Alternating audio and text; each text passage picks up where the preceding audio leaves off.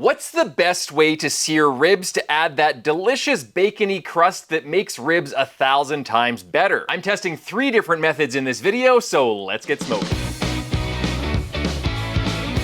Welcome to the Smoke Lab, guys, the show where I do crazy barbecue experiments you would never do at home so you can learn from my trial and error. I'm going to Memphis in May this year, one of the largest barbecue competitions in the world, and I want my ribs to be the best in the world, and one of the ways I've found to do that is by searing them. I never used to do it, but in a previous experiment, I tried searing my ribs both before and after smoking them, and I found that by giving them a quick sear after smoking them, it added a ton of grilled meat and bacony flavor, and also a better texture.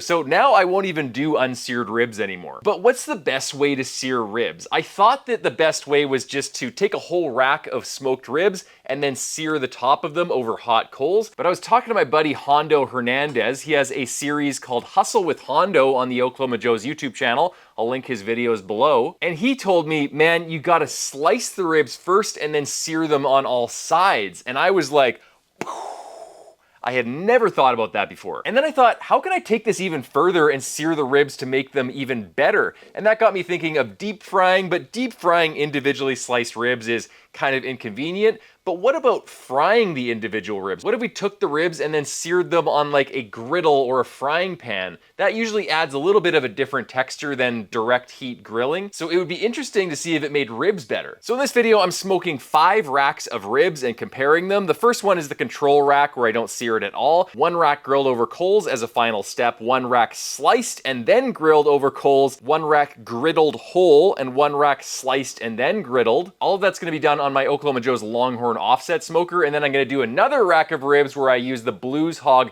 burn and turn method on my Bronco drum smoker. I did a video on that and it produced amazing results, so I also wanted to throw that into the mix. I'm starting by trimming down some spare ribs into a St. Louis style competition cut. To do that, I'm just removing the silver skin, slicing the extra cartilage on the top of the ribs, and then I'm trimming the flap off. I'll use the leftover meat for maybe rib tips or making a stock. Now I'm rubbing the ribs with Oklahoma Joe's Kansas City style rub, and I'm gonna let them sit on the counter for 30 minutes while I head outside to light up the pit. I stacked some small splits in my fire basket, and I'm using my Oklahoma Joe's charcoal starter to light them up. After they're burnt down to coals, I'll start adding smaller splits to maintain a fire of around 225 to 250 degrees Fahrenheit. And I'm also adding a water pan to the firebox to help control temperature swings and add some humidity to the cook chamber. Now I'm placing the ribs in the main cooking chamber. For the rack nearest the firebox, it tends to see more heat, so I'm placing some foil on the hot end of the ribs, and I'm spraying it with some water so it doesn't dry out too quickly. Every hour, I'm rotating the ribs around so they cook more evenly, and I'm blotting the red spots with paper towels just to kind of make them look a little bit more pretty. 4 hours later, they look like this, and they're around 150 degrees internal, so it's time to wrap them up. I'm laying down some aluminum foil, followed by a few scoops of bacon up bacon grease. Why not just make my own bacon grease, you might ask? Well,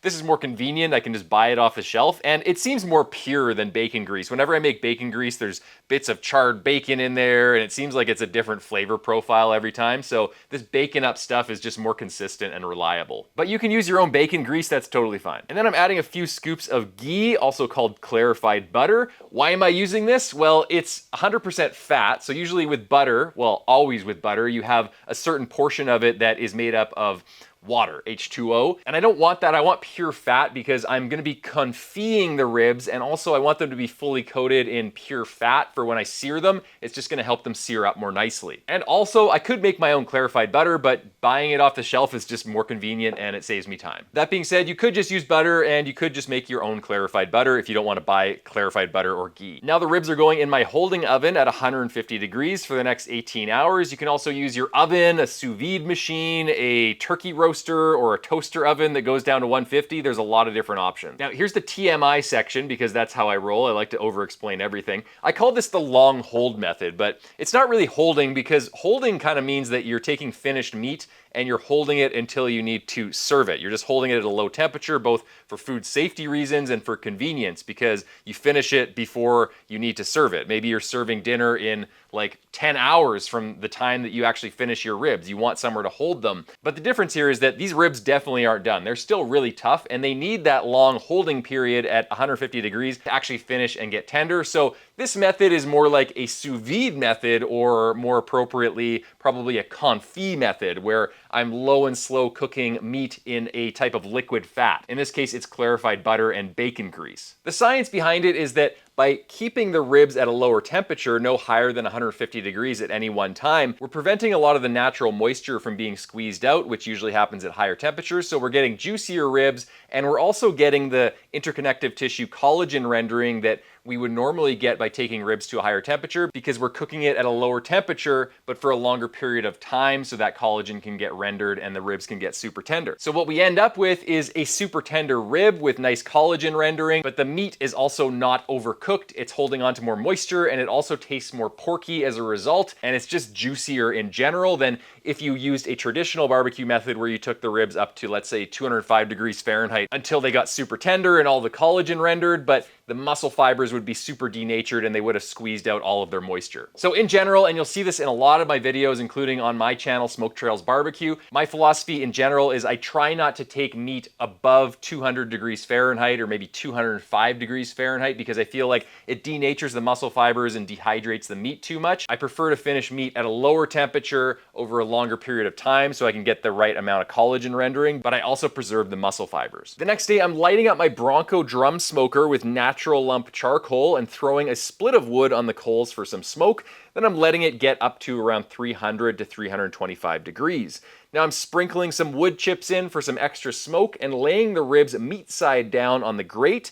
These will be my burn and turn ribs. It's a method used by Tim Sear of Blues Hog, and I'll link his channel and videos below. Every 15 minutes, I'm flipping the ribs and turning the grate so they cook more evenly, and I'll continue doing that for around an hour and a half, or until they hit around 175 to 180 internal and have a nice sear on them. Then I'm wrapping them in bacon up and ghee and continuing to cook them for another few hours, checking every 15 minutes for tenderness. This is really important. If you're using the traditional method where you're taking ribs up to a higher finishing temperature, then you have to be checking them every 15 minutes during the end stage of the cook to make sure you get them off of the heat source at the perfect tenderness. When they bend easily, they probe tender, and they tear a little bit when they bend, then they're done. I'll put them in the holding oven until I'm ready to sauce all the ribs. Now I'm placing some grates in the bottom of my Longhorn cook chamber and pouring half a bag of charcoal briquettes across them. If you do this, make sure you thoroughly clean out the bottom of your cook chamber, because you will get flare-ups and it presents a fire hazard if you have a lot of grease buildup and carbon buildup in the cook chamber. Next, I'm placing a large cast iron griddle over top of the coals. This one has seen some moisture over the winter and it's starting to rust. I need to completely recondition it, but for now I'm just giving it a quick scrape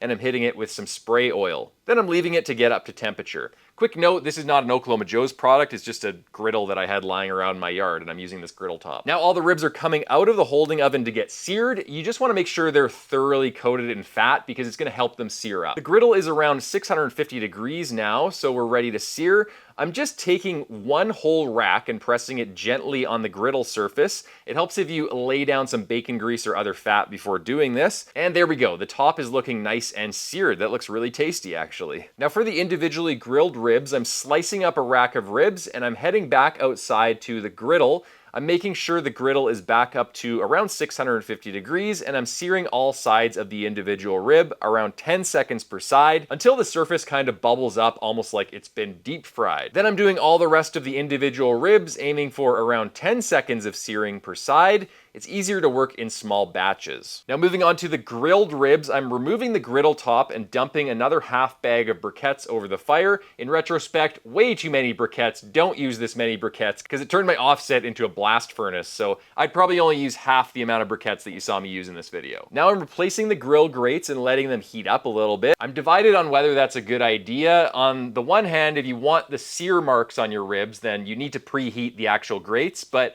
I don't really know if I like the sear marks, so next time I do this, I might just take an extra grate, put the ribs on it, and then put that cold grate over top of the coals and then sear them up just to get a more even sear without any grill marks. Now I'm giving the grates a quick spray with oil so the ribs don't stick, resulting in a bit of a flare up there. And I'm searing the top of the ribs for a few seconds, maybe 10 to 20 seconds, and it looks like this, nice sizzling crust. Okay, now for the individually grilled ribs, I'm placing them down and trying to sear them on all sides for around 10 seconds per side. Again, this method that I used in the video wasn't the greatest. I think next time, like I said, I'm gonna get an individual grate, a cold grate, put the ribs on it, sear them over the actual coals, take that whole grate off and then flip them to the other side, put them back on. I think that would make it more manageable. But anyway, here's what they look like. Some nice sizzle on there, and I'm liking the look of that. Now I'm moving all of the hot coals to the firebox, and look at this grate. I had the coals so hot that it was actually bent in half, so like I said, only use about half of the briquettes you saw me use in this video. Now all the ribs are going back on the smoker at around 225 degrees Fahrenheit, and I'm glazing them with some preheated sauce. After that's done, they're going on the smoker for another 30 minutes at 225 until the sauce tacks up and sets.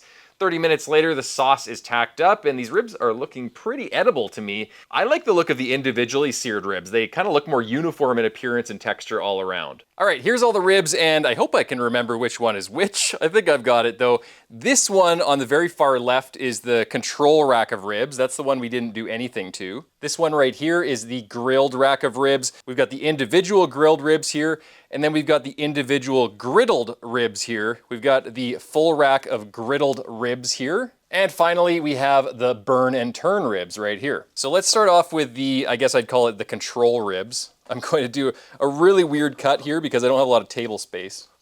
Okay, there's the regular ribs. The sauce has sort of tacked up on the surface. Looks like the bark has set up nicely. You can see the interior. Looks like it has a little bit of a smoke ring. It's pretty juicy. Let's give it a taste. Pulls away nice and clean. It's got a really nice flavor. That sauce is really good. Smoke, no complaints with that one. So I'm interested to see if the grilled rack of ribs will taste any better. So I'm, again, just going to cut this guy. I'll give myself a double rib here. Swing. These are a little bit thinner than the last rack of ribs. So we'll see if that comes into play at all. So there's the grilled ribs. We grilled them over hot coals. Looking pretty good. See how they taste. A little bit of grilled meat flavor, a little bit of charcoal grilled flavor. It's got a nicer texture than the control ribs, that's for sure. It's kind of bumpier, crunchier on top, and it's got a grilled meat texture. So I like these better than the control ribs so far, but the grilled meat flavor isn't very prominent. So now let's try the individually grilled ribs. I'll just take one of the middle ones here. So you can see there's grill marks there. It's been grilled on all sides. That tastes better. It's juicier, but this is a thicker rib, so I have to keep that in mind. And also, it might have seen some more heat because I grilled it on all sides, so that might have better rendered all the fat. Oh yeah, okay. So the grilled meat flavor is really coming through. It's really coming through. It's really prominent. It's kind of like a bacony grilled pork type flavor, and you can really taste it on all sides. There's a lot of texture on the sides of the ribs as well, which is nice. Gives it a nice mouthfeel. These are my favorite so far. So now moving on to the griddled rack of ribs, the griddled full rack of ribs. Don't cut your ribs like this at home, folks. Okay, I'll give you guys a look. So nice texture on top. This is a thicker rib, so we'll have to keep that in mind. Looks nice and juicy. Let's give this a taste. That's really good. Really, really, really good. It tastes like there's been more of a complete sear. There's more grilled meat flavor in it, more bacony flavor, more bacony texture. It's almost like the exterior has been wrapped in bacon. And it's moving even beyond the bacony type flavor and into like the outside of a really well seared steak. It's got that grilled steak type flavor where the Maillard reaction has really, really come into play, and it tastes absolutely amazing. That is my favorite so far. Interesting that each one is better than the last one. Now I'm gonna taste the individually griddled individual rib, the individually griddled rib. I'll give you guys a look at that. Actually, sorry, that's a grilled one. Whew! That would have been a big mistake. Okay, this is the individually griddled rib. You can see that it's been griddled, seared on all sides. It looks really pretty. It looks really nice. Oh yeah, oh yeah. Yeah, guys, this is the way to do it. Oh my God, that's so good. This has the best grilled meat flavor. It's bacony. It's got a nice sort of fried texture, almost like it's been deep fried. And it's just grilled meat flavor all over, bacony. It's got more fat rendering on the top because I think it was exposed to a higher heat with that griddle. Oh man, that's the way to do ribs, guys. Wow, that's freaking amazing. Okay, and the last one, the burn and turn rack of ribs. This is the one where we put it on the Bronco drum smoker, flipped it every 15 minutes, and then finished it wrapped. Oops, didn't cut that all the way through. This one was a little bit thinner, so we'll have to keep that in mind, but it's got a really nice texture on the outside. This one's really nice. It's got more of a classic rib texture. You can see how the meat easily pull away from the bone, and the bone is dry. That's a really classic rib texture, and that is from taking it all the way up to like 203 degrees when it's wrapped. These other ribs never got any higher than 150, so although they're super tender, they're just as tender as this one. They've got a little bit of a different texture. They're more kind of pork choppy, but they're still really tender. Flavor on this one is really good. It's got the grilled meat flavor, it's got the bacony flavor, but it's a little bit drier, so the texture's a little bit drier, and the top and the edges of the bark are a little bit tougher, like jerky-ish in texture, whereas these ribs right here are kind of more like fried in texture, if that makes sense. So it's like these ribs were perfectly tender and then they were just lightly fried. So it's just got like a light crust of fried exterior and it tastes amazing. So guys, unsurprisingly, the ribs that took the most effort to make are the best tasting. The ribs that I liked the most were fully cooked, and then they were sliced, and then they were griddled, and then they were sauced, and then they were smoked to let the sauce tack up, and then they were eaten. Is that a step? I think that's a step of cooking ribs, eating them. Now, the runner-up ribs were the ribs that were fully cooked and then sliced and then grilled, and that's a good method as well. It just didn't give the same amount of grilled meat flavor and bacony flavor and kind of crunchy texture all over the ribs. So how can you do this at home without going to the extent that I did with taking a whole griddle top and putting it in my Oklahoma Joe's offset smoker over hot coals? Well, if you have a griddle, you could just use your griddle, or if you have a cast iron pan or heavy pan, you could fry these over the stove. I think the extra effort of individually slicing them and then griddling them makes them taste a lot better. So thanks for watching, guys. Don't forget to subscribe to the Oklahoma Joe's YouTube channel. If you have any ideas for future smoke lab experiments, let me know in the comments section below. I will see you in the next video, and until next time, happy smoking.